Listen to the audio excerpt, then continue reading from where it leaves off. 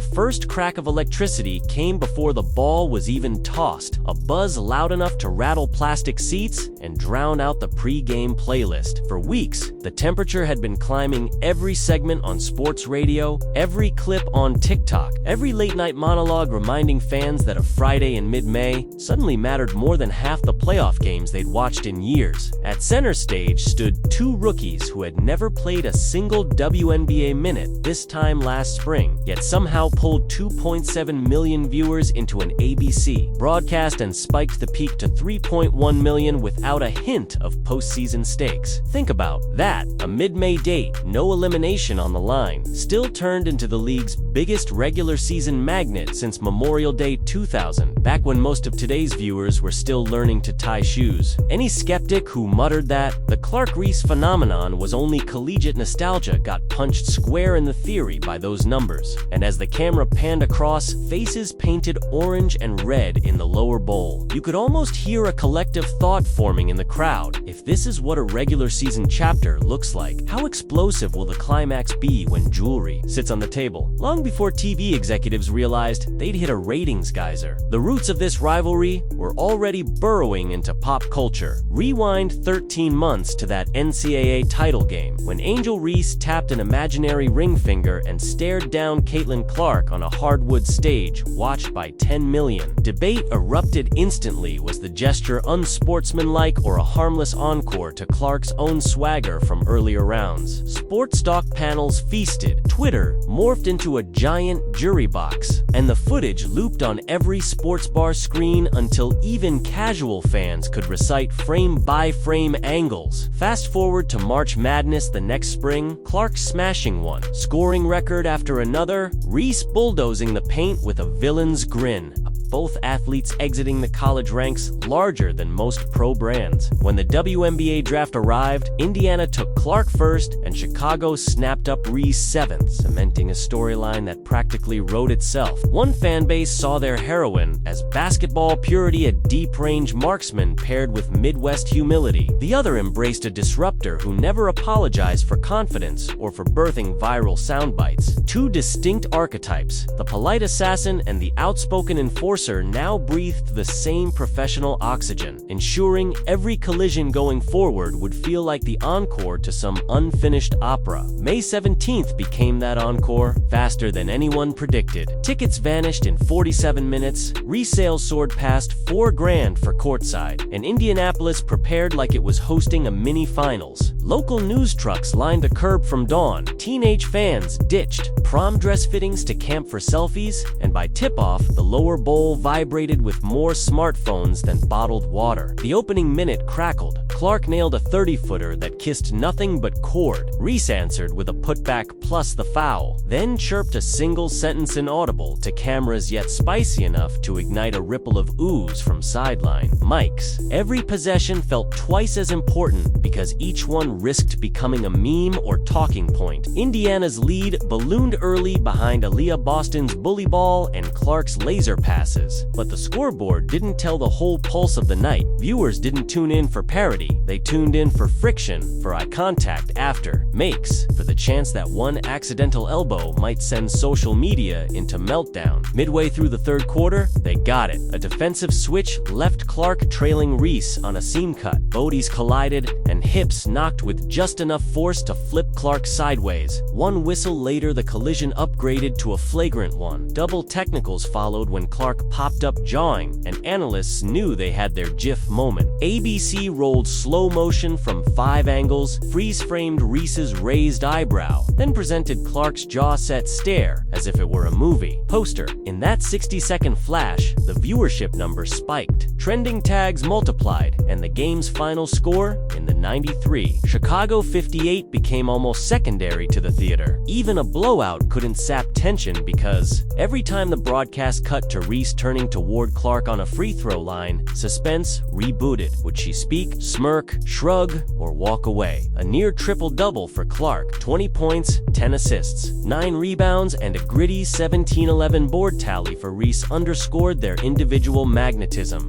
but the emotional economy traded, mostly in micro-gestures. A smirk here, a hand clap there, a mock applause that set keyboards ablaze. Indiana's crowd roared with each deep bomb, yet half of them kept phones raised, desperate to capture the next half-second. Drama flashed for TikTok. When the dust settled and the rating spreadsheets printed, the impact became impossible to ignore. An average of 2.7 million melted previous WNBA highs, beat every MLB game airing that week, and outdrew 7 of the NBA's recent play-in contests, despite 0 elimination stakes, despite a lopsided outcome. Even more staggering, the broadcast doubled female 8-2 34 viewership from the same window last season. On the digital side, YouTube highlight packages with titles like Caitlin Clark vs. Angel Reese Unhinged cracked 3 million clicks overnight. TikTok hashtag #ClarkVs Reese blitzed past 300 million impressions inside 24 hours.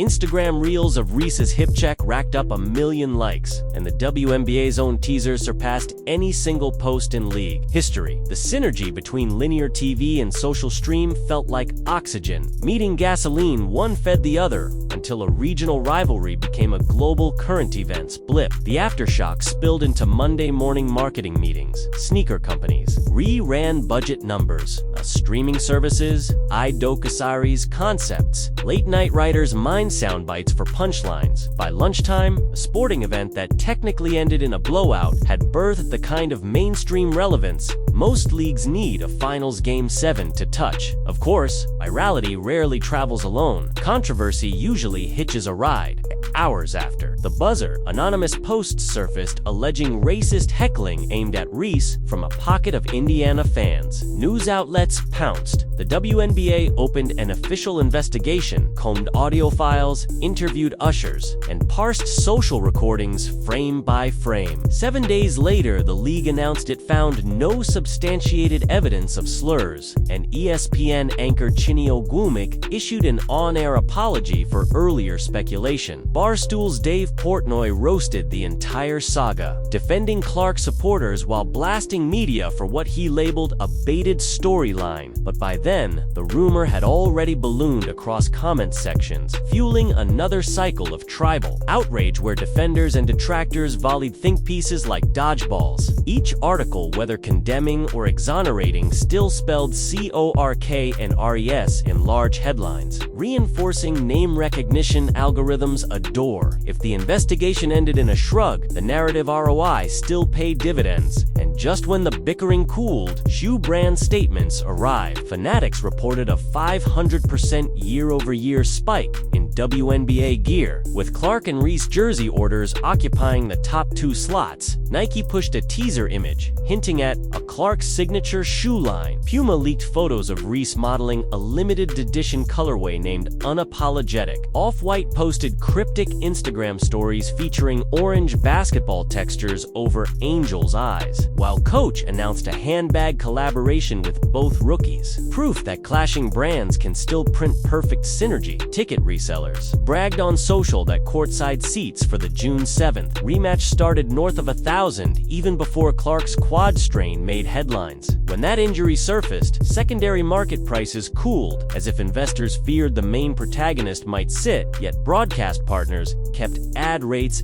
elevated. They knew curiosity doesn't limp. Anything, the Will Sheepley question adds mystique. Behind conference room doors, TV rights negotiators folded the $2.7 million figure into their next deal pitch, quietly penciling extra zeros on valuation charts. The entire ecosystem, merch, tickets, sponsorships, media rights now leaned on. The gravitational pull of 2 players still unpacking boxes in their new apartments. While dollars stacked, coaches dissected tape, desperate for solutions. Chicago's staff saw clear evidence of Clark's gravity every time she crossed half court. 3 defenders shaded 1 step farther outside the lane, opening cuts for Kelsey, Mitchell, and kickouts for Boston. Analysts suggested dropping a longer wing on Clark, maybe face guarding full court, but that invites foul trouble and leaves trail shooters naked. Stopping Reese posed a separate puzzle. She inhaled 7 offensive defensive boards. Many off her own misses, converting second chances that at least kept the scoreboard semi-respectable. Indiana's bench, though, threw gasoline on frustration with third string guard Grace Berger dropping a sneaky 8 points in cleanup duty. For coaches who game plan on margins, that depth screamed nightmare. Yet tactics only tell half the tale. Psyche tells the rest. A flagrant foul might be scheme adjacent, but the mental residue it leaves can redefine a rivalry. Reese hinted in post-game remarks that she'd remember every bump. Clark told reporters she loves the edge Angel brings. They sounded cordial, but any body language expert could see unspoken electricity flickering under measured phrasing. Those sparks will become lightning bolts in a playoff setting. Everyone knows it, Tevin, if both pretend not to look that far ahead yet, YouTube. Creators wasted zero time converting raw footage into engagement gold. Overnight compilations labeled full on-court sparks spliced every interaction. The hip check, the chirps, the side-eye, the handshake that looked more obligatory than warm. Reaction channels filmed split-screen commentaries explaining why. The rivalry will save the WNBA, hitting algorithm-friendly keywords without a whiff of nuance. Some videos praised the exposure. Others accused networks of overhyping conflict at the expense of broader league storytelling, yet all viewpoints funneled into the same traffic waterfall, each click feeding the algorithm that tags Clark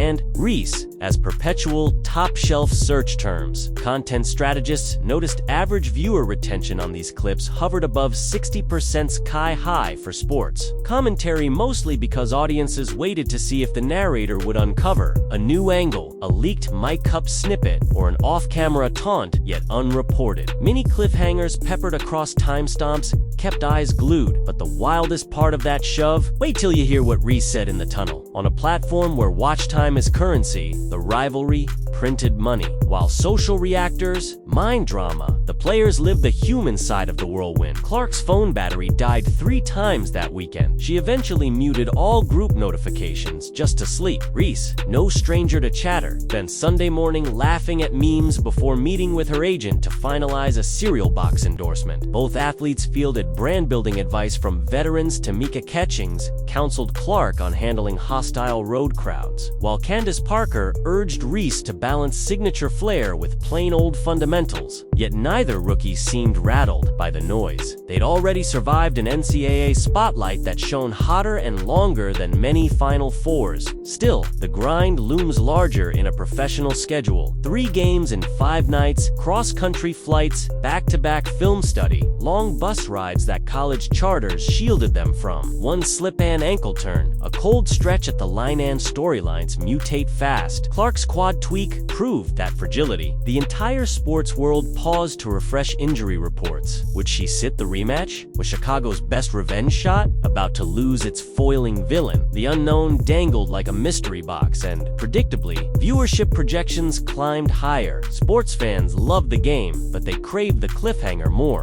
Beneath the glitter sits a quieter conversation about money distribution. Clark will bank $78,000 in W salary this year, while her Nike endorsement dwarfs that by hundreds. Okay, Reese's Puma package likewise eclipses league pay. Players' union leaders cite their popularity surge as Exhibit A for a radically higher salary cap in upcoming negotiations. Owners counter with operational costs, yet franchise valuations already tick upward thanks to the rivalry. Expansion bids from Toronto, Philadelphia, and the Bay Area suddenly accelerate, reasoning that adding teams while Clark and Reese are still early career guarantees sell out debuts. Each economic ripple traces back to that May night, 19,000 in the stands, millions more on couches, 1 hip check, 2 rookies, and a ratings graph that shot upward like a heartbeat caught mid-dash sprint.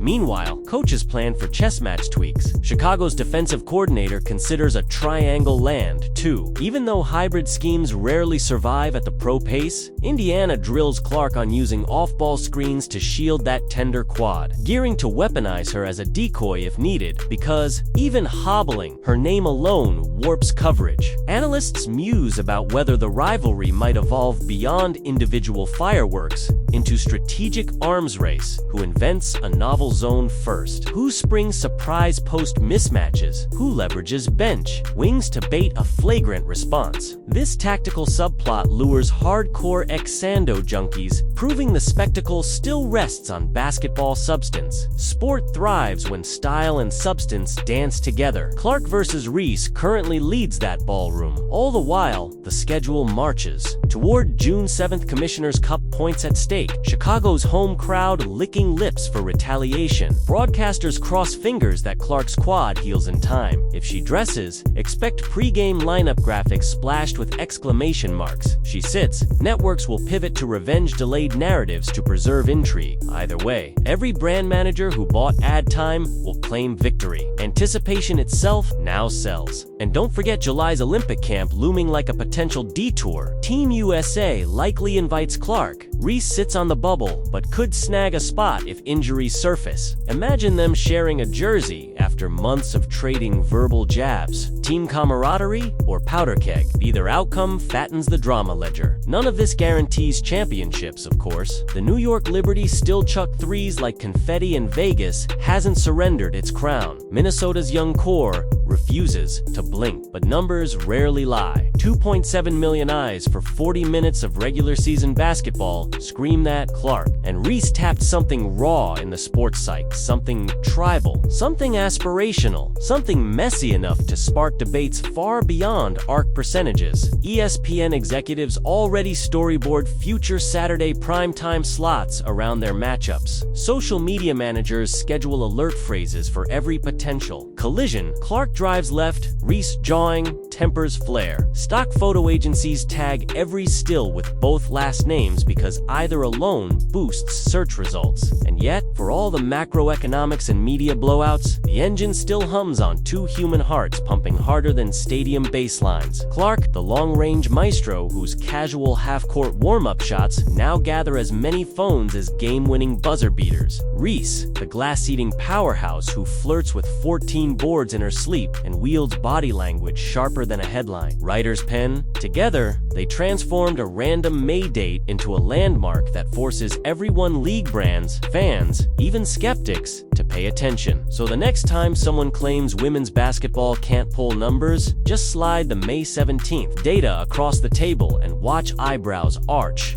Then remind them that was only Act 1. Injuries will heal, tactics will adapt, tempers will reignite, and sooner or later, a game between these two will go down to the final possession. When it does, the peak audience might make those 3.1 million look like a warm-up lap. Till then, every dribble, every stare, every off-the-court rumor serves as another tremor foreshadowing the main quake. Keep the notification bell on. Next record breaker may pop on a random Tuesday when you least expect it, tanned if you blink. You'll miss history sprinting by in real time.